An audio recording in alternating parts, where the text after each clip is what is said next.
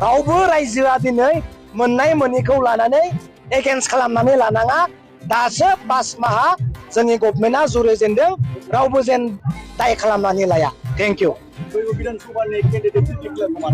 डिक्लेयारखौ दिनै गाबोननि गेजेराव हयथ' होनो हागौ, बेखौ हाइ लेभेला खालामगोन। जोङो उन्दै लेभेलनि मावफारियाफोर बेखौ जोङो बारा एसेबां मिथिया।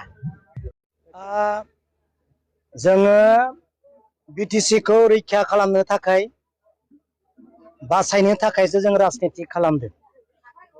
प्रमद बर' बिथाङा बिटिसिखौ 1500 करोड़ फैसाजों फाननानै फैदोंमोन। दा बे फाननाय बिटिसिखौ जों दिनै बासायफिनबाय आरो बे बिटिसिखौ जोङो राज खालामफिननो थाखाय दिनै जों राजनितिखौ ओंखारदों।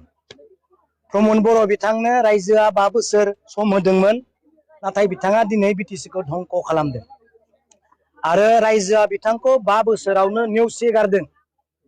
जाहोना जाहैबाय प्रमद बर' बिथाङा साधारन रायजोजों गैया, बिथांनि समाजा बिटिसिआव नङा, बिथाङा सासे रोङियायाव थानाय सासे बेक्तिसो।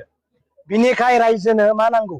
समाजजों थानाय, गामि ओनसोलजों गोरोबनानै थानाय सासे बेक्तिखौसो जोंनो नांगौ। दा बिनिखाय प्रमद बर' बिथांखौ 5 बोसोरावनो बिटिसिनि रायजोआ नाटसात खालामदों, माने नेवसिगारदों, नारगारदों। दा प्रमद बर'खौ नेवसिनायनि गोबां जाहोन दं।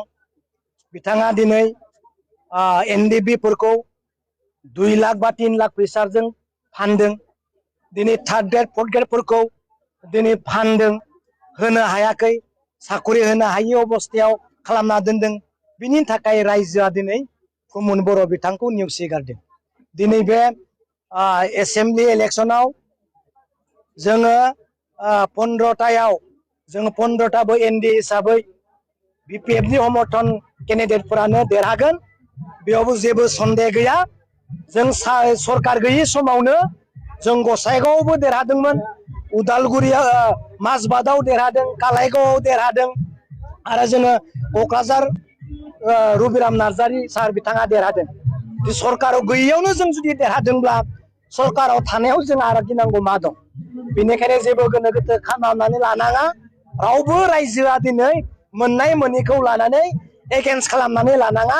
दासो 5 माहा जोंनि गभर्नमेन्टआ जुरिजेनदों, रावबो जेन दाय खालामनानै लाया। Thank you. डिक्लेयारखौ दिनै गाबोननि गेजेराव हयथ' होनो हागौ, बेखौ हाइ लेभेला खालामगोन।